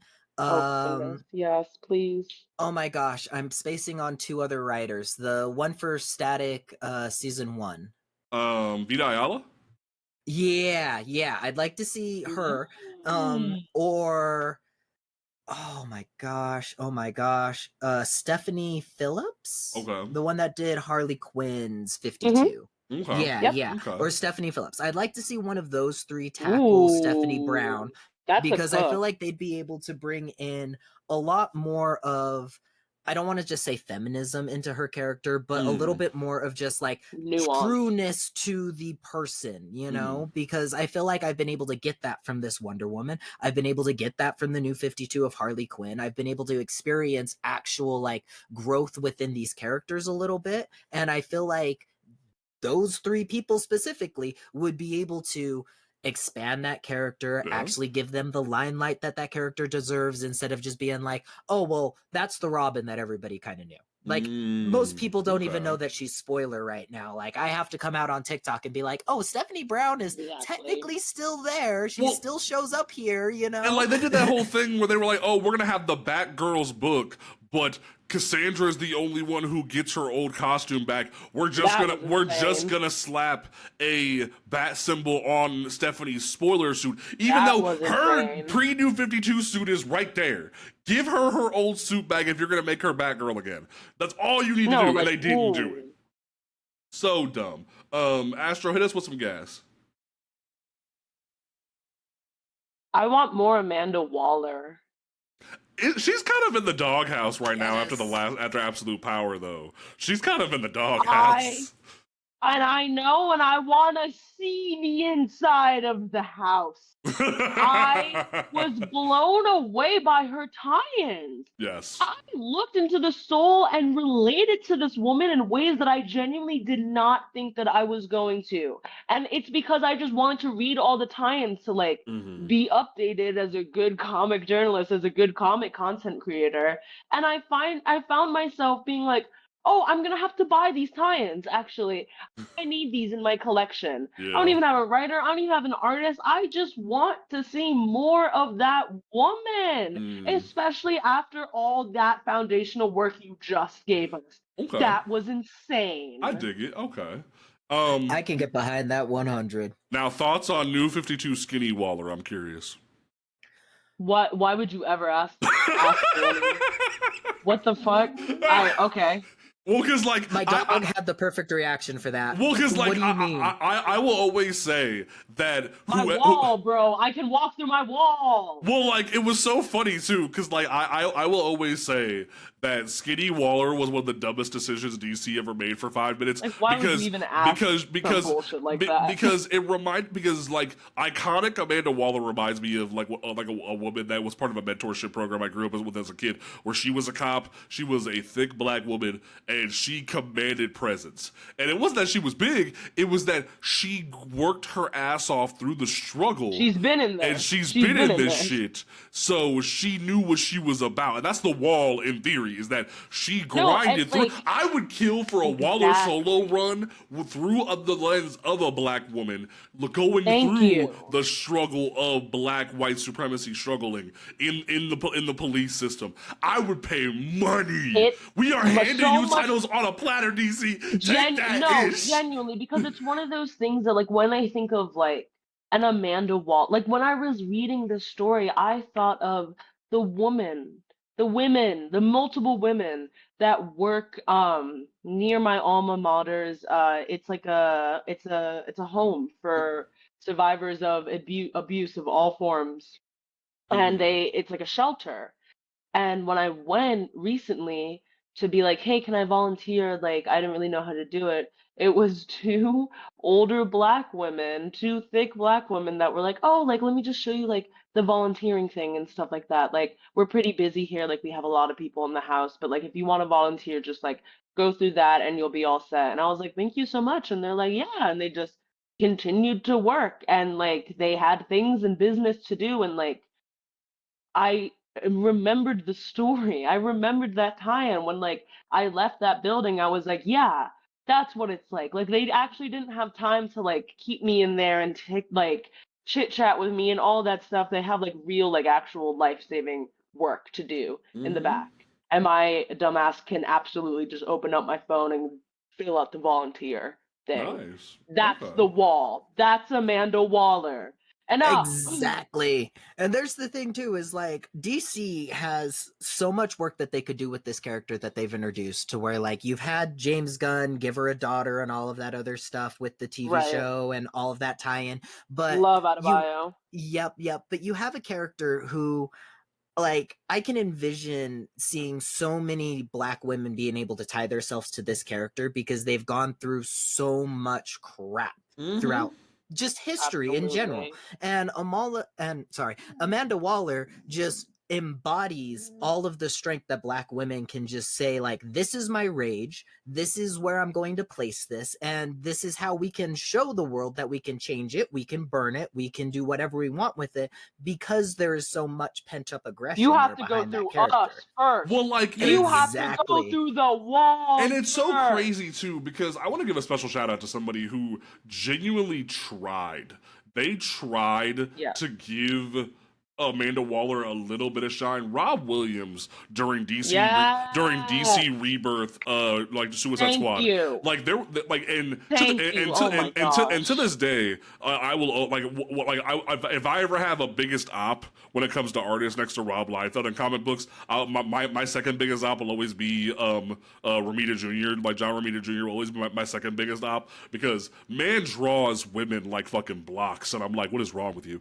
But There's an arc in the like right when they introduce John Cena's love interest in Peacemaker into canon during Rebirth, where they explore Amanda Waller's children and that dynamic of her trying to do what she does as a job while still having her children, and Harcourt confronts her. If I remember her damn name, but like Harcourt confronts her about trying to keep her children separate from that, and it goes to show that there's a depth to Amanda Waller that no one's considering. So I definitely love that pitch, and I'm really I want that so bad now. God damn it.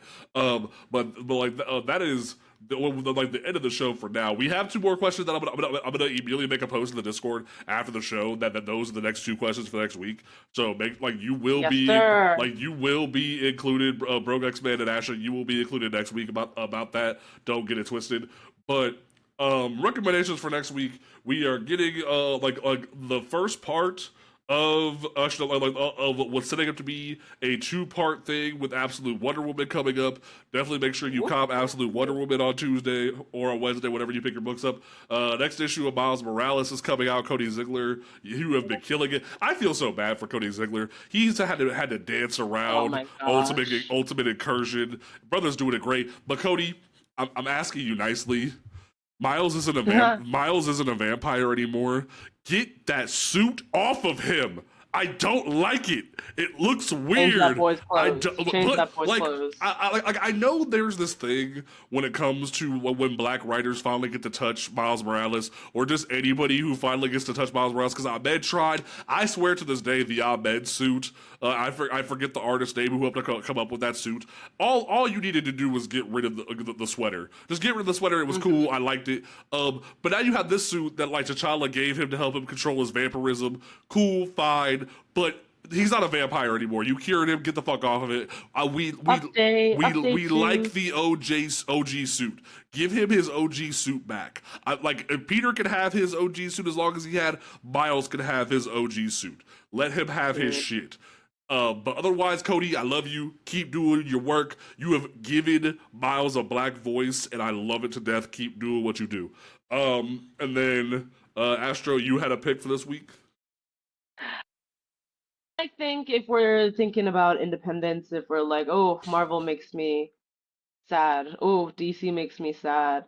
I recently, with my beautiful, lovely partner, picked up Marion the Heretic and Mary Sue, both created by Boom Studios, and it was so crazy because we were local, me and my partner, hometown, and we like the comic shop we like grew up going to and stuff like that. Like we went in and we were like, hey, do you have this issue like Marion the Heretic? And they're like, oh, like maybe we'll check. And then we go in the we could call the next day and they're like, no, like we couldn't find it. We didn't order it, which I thought was so crazy because like I don't know, if when I think of Boom, I think of like they're littered on the shelves. So that wasn't really the case. And that was kind of disheartening to see. But Mary Sue was really cute and really cool. I'd love to see. I'm very excited to see how it progresses. But Marion the Heretic, I think, just like Me Not Afraid, is really shaping up to have some very fascinating conversations when it comes to religious tensions in this country, when it comes to Protestantism, when it comes to the good old history of the occult and silencing the prayer of women. Gorgeous art also. So I don't know if you got this far into the episode and was like, man, DC, man, Marvel, those are some pretty cool recommendations from not the big two. That's fair. That's fair. B-Rex, is there anything coming out that you're a little more interested in? Because I didn't see any picks for you. Was that Absolute Wonder Woman yours? Yep, it was mainly the Absolute Wonder Woman. This is another really light week for me, luckily. So my paychecks are going to be very nice for this week next month. That's valid. That's valid. Yes, all sir. right. Also, shout outs to the Discord server boosters, Ruby, Jen, and Soph, and myself. Like y'all are awesome for what you do. And I'm awesome too. Sir. But yeah, you are, Jay. You're awesome. But Astro, what is your closing statement for this episode? Hey, everyone should get like a library card effective immediately, and this is not advertisement for the masters I'm gonna get soon. But it is in line. I think everyone should get a library card. It's easier than you think. It is more streamlined than you think. I'm looking at my pile of comic book TBRs that I got at the library, and they're due soon, and the only reason I fucking got them is because I know I would have to return them soon.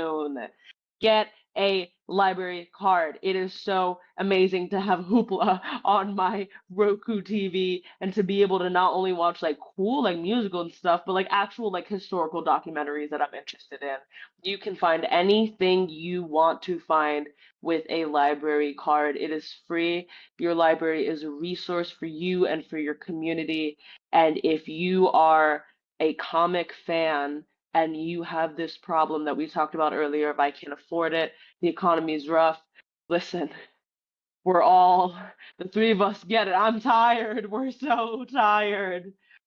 It's one of those things that I'm able to keep my love of comic books and keep my love of books Mm. as a medium alive because me and my beautiful partner have the privilege of living so close to a library and I can be like, babe, like it's time to go. And we go and we sit there and we browse the stacks and it is not only a fun date that I have with him, we get to talk media, we get to like relax in a space that we love, but it also just reintegrates and re-actualizes this reason that I'm doing this and the reason that I work so hard and the reason Mm. that your girl's going to get a master's in library science. Very nice. Yes, Very sir. Yes, nice. sir. All right, B-Rex, what you got for these people? For me, it's basically comics aren't just for nerds and geeks. It's all sorts of storytelling that's out there. It also encourages young people to read and to actually pick up and dive into, stuff that wouldn't be put in front of them in the first place. And so I recommend if you're somebody who's having a child that's hard at reading, who doesn't want to read any of these books that are being picked up, that their school's telling them that they need to read, throw just a little comic in front of their face. It helps them with their reading retention. It's going to help them with understanding words that they don't know yet, because it's just like the old flashcards when you used to be like, what's this word? And it'd show a picture of an apple and then there'd be the word apple there. That's basically the next progression and step for reading when it comes down to comic books. So any parents who are struggling with young ones who don't want to read or are struggling reading, maybe throwing a little comic book in front of their face might encourage them to pick something up and get away from the computers and get away from the video games like everybody likes to gripe about nowadays. Fair enough. Fair enough. All right. I want to bounce off these two because I originally was just gonna do my stock one because it is important, but also just I want to give a special shout out to someone who's been kicking a lot of ass, especially as even near me there's been a closing down of different libraries in rural areas, and it's been kind of concerning. But I want to give a special shout out to Tony Weaver Jr. Man is moving in some of the biggest ways where Yes, he sir. started a program called Nerds for Literacy, where he Yes. created this program where he's trying to raise money to get more books in schools, because there's schools that don't have the funding for libraries. They don't have the funding in their like cities for libraries in general, and literacy is one of the biggest struggles in society. Like even I work, my day job is at HVAC, and I see kids who come in who barely know how to write their own name, and it's concerning to me what's going on in this country where people just feel left behind. And I genuinely love what he's doing when it comes to making sure people have the resources they need. If you are so just sucked into your screen, pick up a book. Like I'm rereading Spawn, for crying out loud, right now. I'm starting over in the '90s and rereading Spawn because I hate myself. Like I'm at least doing that. But like, never feel like you can't just go to a library. There's something about like walking into a library or a legacy comic book store, and you walk in and you take a sniff of the air and smell the paper, and you feel a uniqueness that changes your perspective on everything. And it will always make you feel like there's something to be found in a new adventure. I think back to Macaulay Culkin's Page Master, and where reading can open a whole door in front of you. never feel like you can't pick up a book. And maybe Whoopi Goldberg might talk to you out of a book. You never know. But like, it's it's one of those things where you Low-key. can always find a new story if you pick up a book. Never feel like you can. Maybe it's a Star Wars book. Maybe it's a licensed book. Maybe it's a cookbook. Find a way to read something today at your local comic book store, your local library, and feel like a new journey has started. But also, Reading Rainbow is back. yes, Reading Rainbow is back. Shout out to Reading Rainbow for being back. Reading Rainbow is back, and Reading Rainbow is black. Yes, I love that. But also make sure that you are pre-ordering your books. Make sure you're picking up your pull list. And yes, FOC for Batman's Static Beyond is wrapping up after this episode is airing. We publish on Tuesday. FOC ended on Monday. But please check if your local comic book store can pre-order Batman Static Beyond for you, even though FOC just passed. Because I looked on League of Comic Geeks, only 3,000 people have pre-ordered issue 1. If you want static content, go pre-order that book. I get so sick of hearing people tell me they want more static, this, that, the third. You can get more static in January from your local comic book store. Go pre-order the book. But make sure you pre-order all the books that you want to read. Because, yes, I know it's mind-blowing to think about, but you don't have to pay money like you're pre-ordering a game at GameStop when you walk into a comic book store. It's one of the only mediums where you can go in, say you want this, this, and this when it comes out, and you don't pay for it until it comes out. You can do that. So make sure that you are going to your local comic book store and pre-ordering your books, because otherwise, what the hell does DC know, Marvel know what you want to read if they don't know what you want to read? Well, we will catch you folks next time right here at Comics Unmasked. Peace out.